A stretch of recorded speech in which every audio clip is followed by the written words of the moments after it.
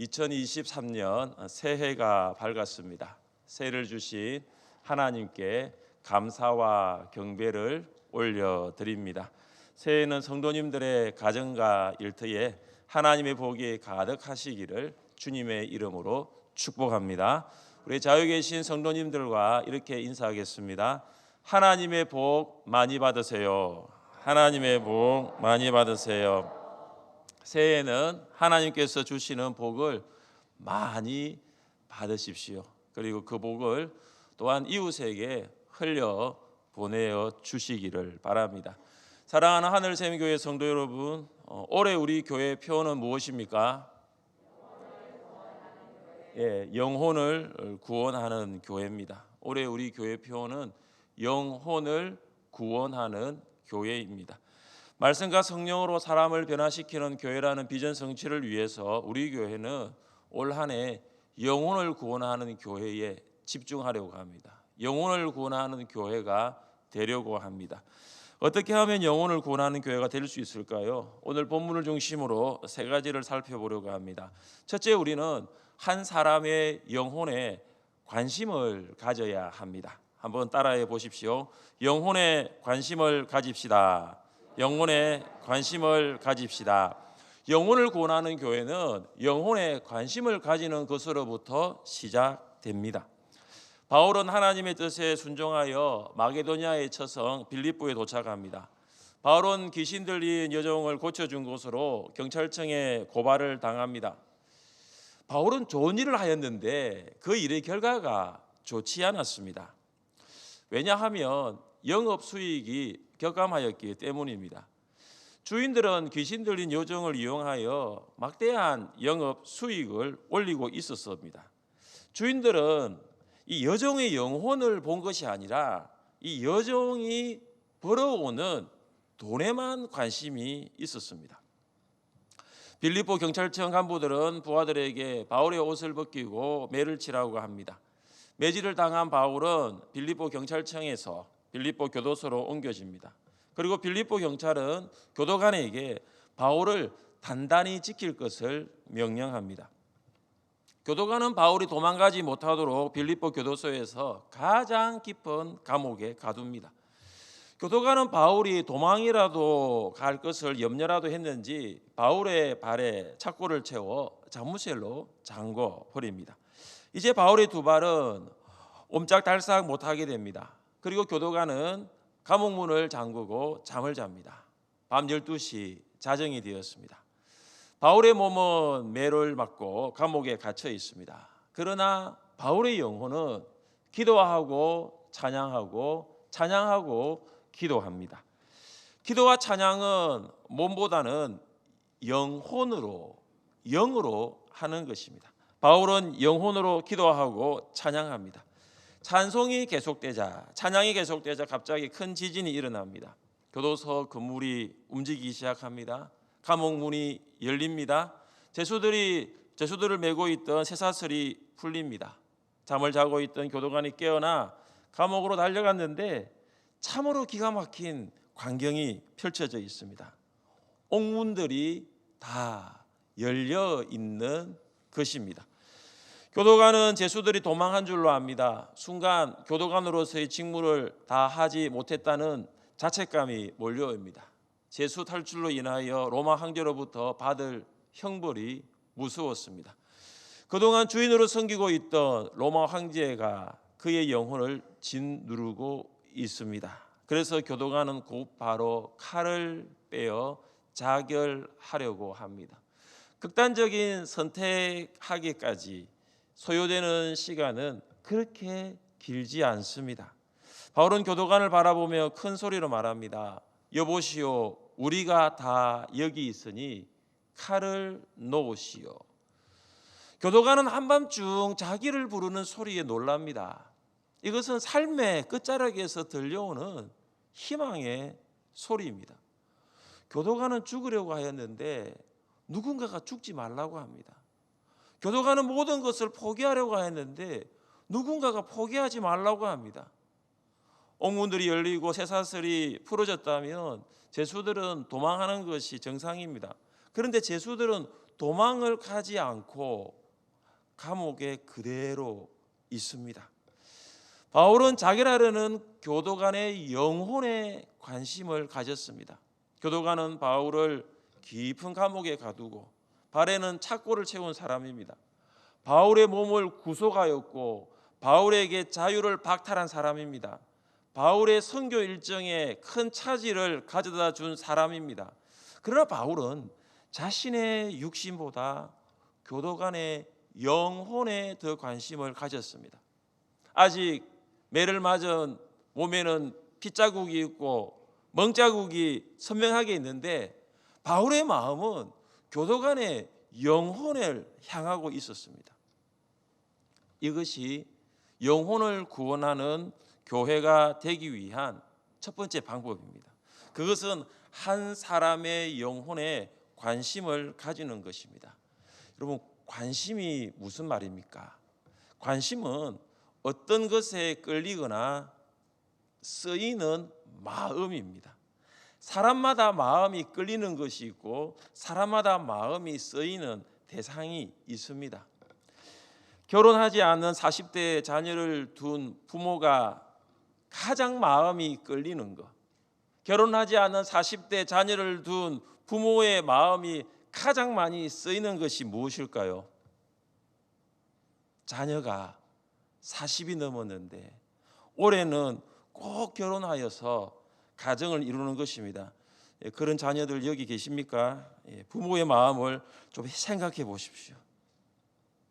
결혼하고 1년이 되었습니다. 1년이 된 딸을 둔 친정 어머니가 무엇에 마음이 끌릴까요? 결혼하고 1년이 지났는데 무엇에 마음이 쓰일까요? 무슨 마음일까요? 좀 자녀가 조금 더 늦기 전에 임신하여 아이를 갖는 것입니다. 대학을 졸업한 지 3년이 지난 아들이 있습니다. 이 아들을 둔 아버지가 있습니다. 대학을 졸업을 했습니다. 학교를 졸업을 했습니다. 이 아버지의 마음이 끌리는 것이 어디일까요? 이 아버지의 마음이 쓰이는 것이 어디일까요? 이 아들이 꼭 직장에 들어가면 좋겠습니다. 이 아들이 꼭 직장에 취업하면 좋겠습니다. 사람마다 마음이 끌리는 게 있어요. 사람마다 마음이 쓰이는 게 있습니다. 이걸 우리식으로 말하면 애가 쓰이는 거예요. 사람마다 애가 쓰이는 게 있잖아요. 사랑하는 성도 여러분, 영혼을 구원하는 교회가 되기 위하여 우리의 마음이 끌리는 것, 우리의 마음이 쓰이는 것, 우리 애가 쓰이는 것, 그것이 무엇이어야 할까요? 그것이 바로 영혼입니다. 영혼에 관심을 가지는 거예요. 영혼의 마음이 끌리고 영혼의 마음이 쓰여야 하는 것이죠. 예수님의 관심이 무엇이었습니까? 예수님의 관심은 한 사람의 영혼이었습니다. 예수님은 사람을 보실 때 그 사람의 영혼을 보셨습니다. 우리 같이 한번 읽어보겠습니다. 무리를 보시고 불쌍히 여기시니 이는 그들이 목자 없는 양과 같이 고생하며 기진함이라. 아멘. 예수님은 사람을 보실 때에 그 사람의 무엇을 보셨나요? 그 사람의 영혼을 보셨어요. 예수님은 영혼을 불쌍히 여기는 마음을 가지셨습니다. 왜 예수님은 사람의 영혼에 관심을 가졌을까요? 그들의 영혼이 아직 영혼의 목자이신 예수님을 만나지 못했기 때문입니다. 사람은 목자를 만나야, 그 영혼의 목자를 만나야 행복을 찾을 수 있는데 목자를 만나지 못했으니 늘 방황을 하고 있는 거예요. 그 결과 각기 제 길로 가고 있습니다. 목자이신 예수님을 만나지 못한 영혼은 항상 부족합니다. 다른 사람보다 더 많이 가졌는데도 불구하고 목자이신 예수를 만나지 못한 영혼은 늘 원망합니다. 가진 것에 감사하지 않습니다. 주신 하나님을 찬양하지 않습니다. 전도는 늘 부담스럽습니다. 전도를 해야 하는 것을 몰라서 전도하지 않는 것은 아닐 것입니다. 신자라면 전도해야 하는 것 다 알고 있습니다. 그런데 전도는 늘 부담입니다. 그런데 전도의 시작이 무엇인가를 안다면, 전도의 시작이 무엇인가를 생각한다면 조금 부담을 덜 수 있습니다. 전도의 시작은 한 사람의 영혼을 바라보는 것입니다. 전도의 시작은 내 마음이 끌리는 것, 내 마음이 쓰이는 그 관심에서부터 시작됩니다. 사랑하는 성도 여러분, 한 사람의 영혼을 향하여 마음이 끌리는 것, 그 한 사람의 영혼의 마음이 쓰이는 것은 할 수 있지 않습니까? 그렇게 어렵지는 않잖아요. 가서 전하기 전에 그 사람에 대한 관심, 그 영혼에 대한 관심을 가지는 것은 할 수 있지 않나요? 한 사람의 영혼의 관심이 영혼을 구원하는 교회를 세울 수 있습니다. 영혼을 바라볼 때 불쌍하다, 그 마음을 가지는 것이 영혼을 구원하는 교회의 시작입니다. 우리 모두 영혼에 대한 관심에서부터 시작해 봅시다. 사람을 바라볼 때 그 사람의 영혼을 바라보는 거예요. 내 안에 영혼에 대한 관심이 없으면 오늘부터 기도를 시작해 보십시오. 하나님, 영혼을 바라볼 때 영혼을 불쌍히 여기는 마음을 주옵소서. 그 사람의 외모, 그 사람의 학력, 그 사람의 성격, 그 사람의 소유, 그 사람의 직업, 그 사람의 직장을 보는 것이 아니라 그 사람의 영혼을 볼 수 있도록 도와달라고 기도를 시작해 보십시오. 예수님을 인격적으로 만난 사람은 관심이 달랐습니다. 예수님을 만나기 전에는 사람을 보았어요. 그리고 예수님을 만난 후에는 영혼을 바라보기 시작했습니다. 바울은 예수님을 만난 이후에 사람을 어떻게 보았습니까? 우리 같이 한번 읽어보겠습니다. 내가 그리스도 안에서 참말을 하고 거짓말을 아니하노라. 나에게 큰 근심이 있는 것과 마음에 그치지 않는 고통이 있는 것을 내 양심이 성령 안에서 나와 더불어 증언하노니 나의 형제고 골육의 친척을 위하여 내 자신이 저주를 받아 그리스도에게서 끊어질지라도 원하는 바로라. 아멘. 바울은 큰 근심과 그치지 않는 고통을 가지고 살았습니다. 왜 바울에게 이런 큰 근심과 그치지 않는 고통이 있었을까요? 나의 형제 때문에, 골육의 친척 때문에, 예수님을 믿지 못하는 동족 유대인 때문입니다. 가족 유대인이 예수님을 그리스도로 믿지 않는 것이 바울에게는 큰 고통이었어요. 동족 유대인이 예수님을 그리스도로 믿지 않는 것이 바울에게는 그치지 않는 고통이었어요. 사랑하는 성도 여러분, 오늘부터 여러분의 배우자의 영혼에 관심을 가져보십시오. 오늘부터 여러분의 자녀의 영혼에 관심을 가져보십시오. 여러분의 지인의 영혼에 관심을 가져보십시오. 여러분의 이웃의 영혼에 관심을 가져보십시오. 예수님을 만나지 못해서 살아가는 그들의 영혼이 불쌍해 보이지 않습니까? 만약 그들의 영혼이 불쌍하게 보이지 않는다면 예수님의 마음을 달라고. 예수님은 무리를 보시고 불쌍히 여겼다고 했는데 그 예수님의 마음을 달라고 기도해 보십시오. 영혼을 불쌍히 여기는 마음을 가져보십시오. 둘째, 우리는 예수님을 믿어야 구원을 받는다는 복음을 말해야 합니다. 영혼을 향한 관심, 그 영혼을 향한 불쌍히 여기는 마음을 이제 가졌다면, 이제 내 마음이 그렇다면 이제는 말해야 하는 것이죠. 교도관은 갑자기 일어나는 일을 보면서 두려움이 생깁니다. 지금까지 빌립보 교도소에서 근무하면서 이런 일을 경험한 적이 없었습니다. 지진이 일어나 교도소가 움직인 일과 옥문이 열리고 죄수들의 쇠사슬이 벗겨진 일, 이런 적은 없었습니다. 그런데 죄수들 중에 한 사람도 도망을 가지 않는 것입니다. 교도관에게 두려움이 몰려옵니다.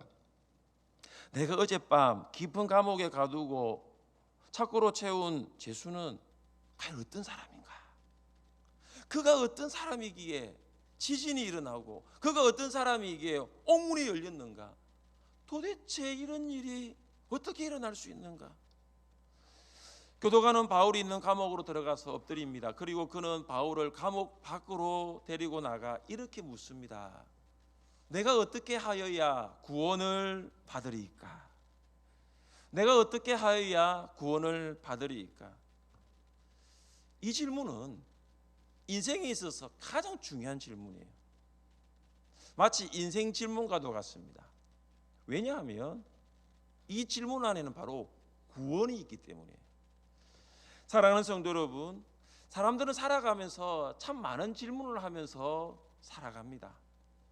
내가 어떻게 하여야 돈을 벌 수 있습니까? 내가 어떻게 해야 건강을 얻을 수 있습니까? 내가 어떻게 해야 직장에 취업할 수 있습니까?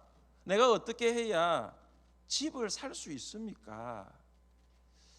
이런 질문은 교도관도 살아오면서 수없이 했던 질문입니다.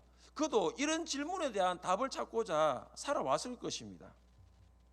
물론 이런 질문이 우리가 할 수 있는 질문이죠.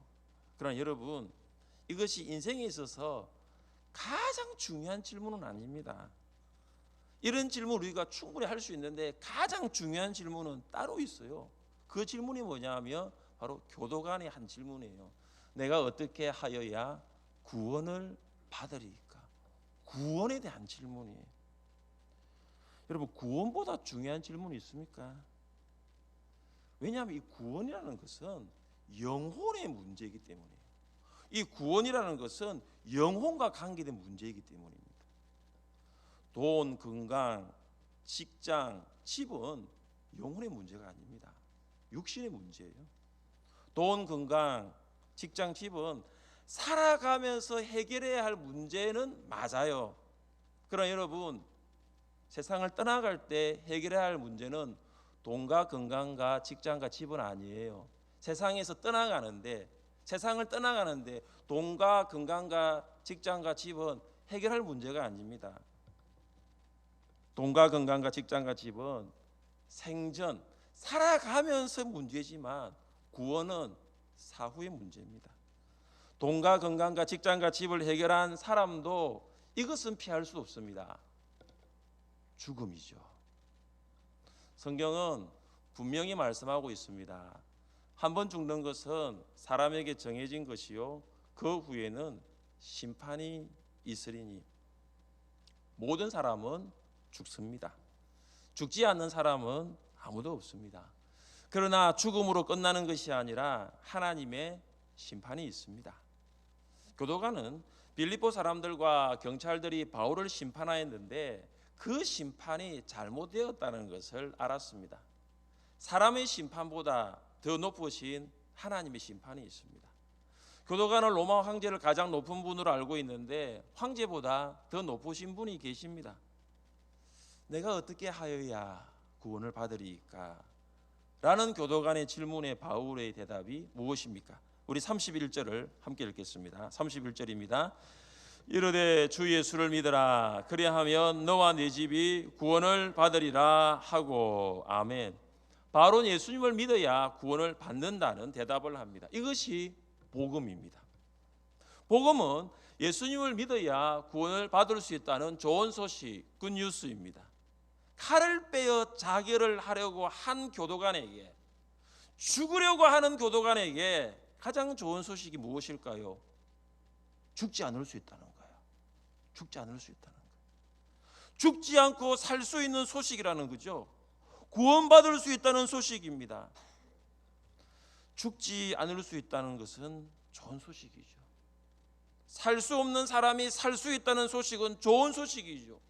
구원받을 수 없는 사람이 구원받을 수 있다는 것은 좋은 소식이죠. 이것이 복음 아닙니까? 어떻게 그것이 가능할까요? 예수님을 믿으면 됩니다. 예수님을 믿으면 살 수 있습니다. 예수님을 믿으면 구원받을 수 있습니다. 예수님을 믿어야 구원을 받을 수 있다는 복음. 이 복음은 정말 좋은 소식입니다. 교도관이 주인으로 믿어왔던 로마 황제도 교도관을 구원할 수는 없습니다. 교도관과 함께 평생 일했던 교도관의 친구들도, 그와 함께하였던 교도관의 가족도 교도관을 구원할 수는 없어요. 그들은 돈과 건강과 직장과 집의 문제를 해결할 수는 있어도 죽음의 문제는 해결할 수 없습니다. 왜냐하면 그들은 모두 인간이기 때문입니다. 그들은 모두 죄인이기 때문입니다. 모든 인간은 죄인입니다. 죄인인 인간은 죄인을 구원할 수 없습니다. 그래서 죄 없으신 하나님께서 사람의 몸으로 세상에 오신 것입니다. 죄 없으신 하나님께서 죄인이 되셔서 십자가에 죽으셨습니다. 그리고 인간의 모든 죄를 용서해 주셨습니다. 그분이 바로 예수님입니다. 그래서 예수님을 믿으면 구원을 받습니다. 돈과 건강, 결혼과 집은 우리를 구원할 수 없어요. 우리를 구원할 수 없는 그것을 주인으로 삼는 것이 아니라 예수님을 주인으로 믿는 것이죠. 믿음으로만 구원을 받습니다. 간수는 구원을 받기 위하여 행위에 초점을 맞춘 질문을 하고 있습니다. 내가 어떻게 하여야 구원을 받으리까? 내가 어떻게 하여야, 행위에 초점을 맞추어서 구원에 관한 질문을 하였지만 바울의 대답은 주 예수를 믿으라입니다. 너가 무엇을 하여야가 아니라 주 예수를 믿으라, 이렇게 말하고 있습니다. 교도관은 내가 무엇을 하면 구원을 받을 수 있습니까? 라는 질문을 했지만 바울은 믿으면 된다라는 것이죠. 믿음으로만 구원을 받습니다. 사랑하는 성도 여러분, 바울이 교도관에게 예수님을 믿어야 구원을 받을 수 있다는 이 복음을 말하지 않았더라면 그는 어떻게 되었을까요? 어떻게 되었을까요? 결과는 여러분의 상상에 맡깁니다. 여러분은 더 잘 아실 것입니다. 그는 구원받지 못했습니다. 그는 지옥에 갔을 것입니다. 적용해 보십시다. 여러분이 아직 예수님을 믿지 않는 가족과 이웃에게 복음을 말하지 않는다면, 주 예수를 믿으라, 그리하면 너와 내 집이 구원을 받으리라, 이 복음을 말하지 않는다면 여러분의 가족과 이웃은 어떻게 될까요? 구원받지 못하고 지옥에 갈 것입니다. 복음은 매우 심플합니다. 복음은 매우 단순해죠. 우리가 과거에 이 복음에 대해서 우리는 너무나 잘 알고 있습니다. 그러나 지금 우리가 이 복음을 전하는 사람을 보면 그렇게 복음을 전해야 되겠냐, 너무 원색적이지 않느냐 라면서 우리가 판단할 때가 많죠. 딱 8글자입니다. 복음은 이거예요. 예수 천당, 불신 지옥이에요. 예수 믿어야 천국 갈 수 있고 예수 믿지 아니하면 지옥이죠. 여러분의 가족 중, 여러분의 이웃 중 여러분 지옥 가기를 원하시는 가족이나 이웃 있습니까? 아무도 없습니다. 아무도 없어요. 그렇다면 우리가 무엇을 말해야 할까요? 주 예수를 믿어라. 그리하면 너와 내 집이 구원을 받으리라. 주 예수를 믿어라. 그리하면 너와 내 집이 구원을 받으리라. 이것을 말해야 합니다. 말해야 하는 거예요. 말하지 아니하면 들을 수 없고, 듣지 아니하면 믿을 수 없고, 믿지 아니하면 구원받을 수 없잖아요. 말해야 합니다. 예수를 믿어야 구원을 받을 수 있다는 이 복음을 말하십시오. 오늘부터 말하십시오. 셋째, 우리는 예수를 믿고 구원을 받은 자에게 세례를 베풀어야 합니다. 교도관은 예수를 믿고 구원을 받습니다. 바울은 교도관의 가족들에게도 예수님을 전합니다. 예수님을 전하는 것이 끝이 아니에요. 그들은 세례를 받습니다. 우리 함께 33절을 읽어보겠습니다. 그 밤 그 시각에 간수가 그들을 데려다가 그 맞은 자리를 씻어주고 자기와 그 온 가족이 다 세례를 받은 후. 아멘. 교도관과 그의 가족은 세례를 받았습니다. 왜 그들이 세례를 받았을까요? 그들이 신앙 고백을 하였기 때문입니다. 오늘 본문에는 나오지 않았는데 어떤 신앙 고백을 하였을까? 몇 가지로 정리해 보았습니다. 그들은 하나님을 나의 아버지로 고백하였을 것입니다. 예수님을 마음에 영접하면 하나님의 자녀가 되기 때문에 하나님을 아버지로 부를 수 있습니다. 그들은 예수 그리스도의 십자가와 부활을 믿음으로 그리스도와 연합된 그리스도인임을 고백했습니다. 예수님의 십자가를 믿음으로 옛사람이 죽고 예수님의 부활을 믿음으로 새 사람으로 태어나기 때문입니다. 그들은 하나님을 영화롭게 하는 삶을 살아갈 것을 고백하였습니다. 예수님을 믿으면 삶의 목표가 달라집니다. 하나님께 영광 돌리는 삶을 삽니다. 솔리데오 글로리아, 오직 하나님께 영광 돌리는 삶의 목표로 바뀝니다. 예수님을 믿으면 이렇게 변화된다는 것이죠. 사랑하는 성도 여러분, 교회는 누구에게 세례를 베풀까요? 하나님을 아버지로 고백하며 그리스도와 연합하여서 하나님의 영광을 위하여 살아가려고 고백하는 성도에게 세례를 베풉니다. 세례는 성도가 하나님의 자녀와 그리스도인이라는 것을 표시하는 표와 같습니다. 내가 세례를 받아서 하나님의 자녀와 그리스도인이 되는 것이 아니라 이미 하나님의 자녀와 그리스도인이 되었기 때문에 세례를 받는 거예요. 그래서 교회는 세례를 베풀기 전에 반드시 신앙 고백을 확인하는 문답을 갖습니다. 우리 교회도 세례 대상자들에게 문답을 실시합니다. 물론 우리 교회에서 세례를 안 받으신 분들은 아마 이 문답에 참여하지 못했을 거예요. 그러나 우리 교회에서 세례를 받으신 분들은 반드시 이 문답에 참여했을 것입니다. 그 중에 몇 가지의 질문을 소개해 드리려고 합니다. 첫 번째 질문은 이것입니다. 세례 대상자에게 묻는 첫 번째 질문, 예수님은 누구신가? 예수님은 누구신가? 예수님은 나의 주 하나님이시다. 예수님은 4대 성인 중에 한 사람이다. 예수님은 상상 속의 인물이다. 예제가 3가지가 나와요. 제일 첫 번째 질문이 뭐냐면 예수님은 누구신가입니다. 또한 두 번째 이런 질문이 있습니다. 예수님을 믿는다는 것은 무엇인가? 예수님을 믿는다는 것은 무엇인가? 예수님을 믿는다는 것은 교인이 되는 것이다. 예수님을 믿는다는 것은 예수님의 제자가 되는 것이다. 예수를 믿는다는 것은 교회에 등록하는 것이다. 답이 뭘까요?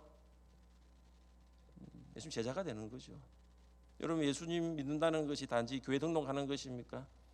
교인 되는 것입니까? 아니잖아요. 내가 예수님의 제자가 되는 거잖아요. 또 이런 질문이 있습니다. 성경은 무엇인가? 성경은 하나님의 말씀이다. 성경은 사람의 창작물이다. 성경은 잘 모르겠다. 네. 또 한 가지 질문이 있습니다. 이게 굉장히 중요한 질문이에요. 구원에 관한 질문입니다. 구원의 확신에 관한 질문입니다. 오늘 밤 이 세상을 떠난다면 천국 갈 확신이 있다. 오늘 밤 이 세상을 떠난다면 잘 모르겠다. 오늘 밤 이 세상을 떠난다면 천국 갈 확신이 없다. 구원의 확신에 관한 질문이에요. 그러면 잘 모르겠다, 확신이 없다, 이런 분들에게는 세례를 베풀 수가 없습니다. 세례 대상자는 이런 질문에 대한 바른 신앙 고백을 할 때 교회는 세례를 베풀 수 있습니다. 사랑하는 성도 여러분, 제가 몇 가지 질문을 나누었는데요. 여러분도 한번 대답해 보세요. 예수님이 누구십니까? 예수님을 믿는다는 것은 과연 무엇입니까? 성경은 무엇입니까? 여러분, 오늘 밤 이 세상을 떠난다면 천국에 갈 확신이 있으십니까? 예수님께서는 성천하시기 전 제자들에게 이렇게 명령하셨습니다. 예수님 명령입니다. 같이 한번 읽어보겠습니다. 너희는 가서 모든 민족을 제자로 삼아 아버지와 아들과 성령의 이름으로 세례를 베풀고, 예수님 명령이죠. 삼위 하나님, 성부 하나님, 성자 하나님, 성령 하나님의 이름으로 세례를 베풀어라, 그 명령하셨습니다. 그래서 교회는 예수의 명령에 따라서 성부와 성자와 성령의 이름으로 세례를 베풉니다. 영혼을 구원하는 교회는 세례를 베푸는 교회예요.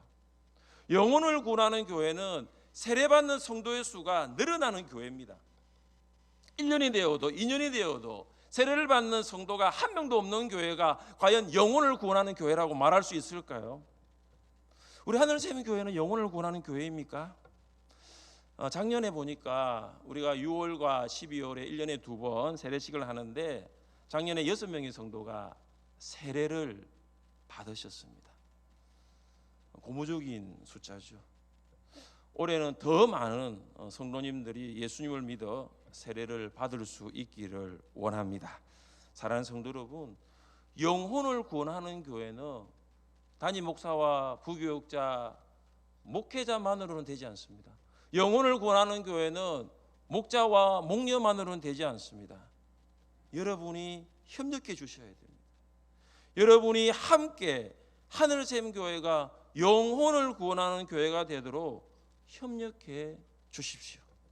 내일부터 신년 특별 새벽 기도회가 있습니다. 주여 부흥을 주옵소서. 부흥을 사모하며 기도하십시오. 우리가 기도할 때에 하나님께서 우리 교회에 부흥을 주실 줄 믿습니다. 올 한해 우리 모두가 영혼을 구원하는 교회를 만들어가기 위하여 영혼에 관심을 가지고 복음을 말하고 그리고 믿고 고백하는 성도에게 주님의 이름으로 세례를 베풀 수 있는 그런 영혼을 구원하는 교회 만들어갈 수 있기를 주님의 이름으로 축복합니다.